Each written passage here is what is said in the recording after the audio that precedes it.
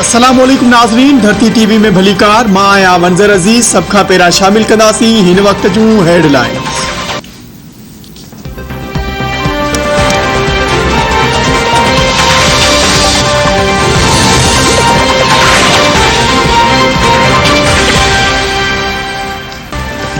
हुकूमत luxury गाड़ियुनि, phone ऐं ॿियनि शयुनि जी दरामद ते मुकमल पाबंदी लॻाए छॾी।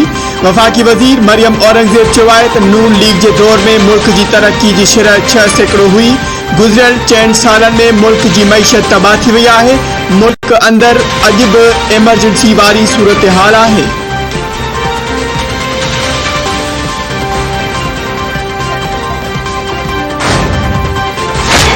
सुप्रीम कोर्ट हाई प्रोफाइल केसनि में मुक़ररियूं ऐं बदिलियूं रोके छॾियूं। प्रोसिक्यूशन खे हाई प्रोफाइल केस वापसि न वठण जो हुकुम।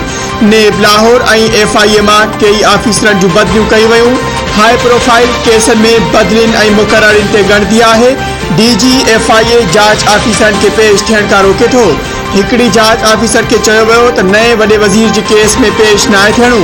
अटॉर्नी जनरल साहब प्रोसिक्यूशन ब्रांच ऐं जांच अमल में मुदाख़लत न थियणु घुरिजे। चीफ जस्टिस उमर अता बंदयाल जा जांच इदारनि में हुकूमती मुदाख़लत ते पाण मुरादो नोटिस केस जी ॿुधणी दौरान रिमांड्स। अदालत 6 हफ़्तनि दौरान ECL मां ख़ारिज थियल माण्हुनि जा तफ़सील बि तलब करे वरिता।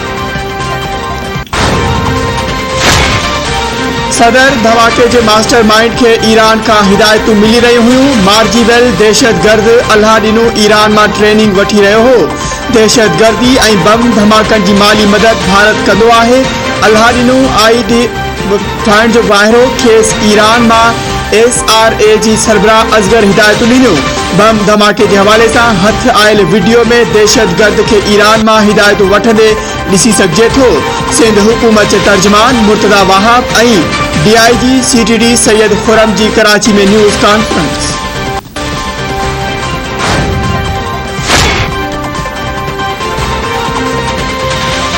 डॉलर ओपन मार्केट खां पोइ इंटर बैंक में 200 रुपयनि जो थी वियो। रुपए जो मुल्ह तेज़ी सां घटिजण जो सिलसिलो जारी। मुआशी माहिरनि जो चवणु आहे त IMF सां मामला तय थियण ताईं रुपए जी क़दर में घटिताई न थींदी।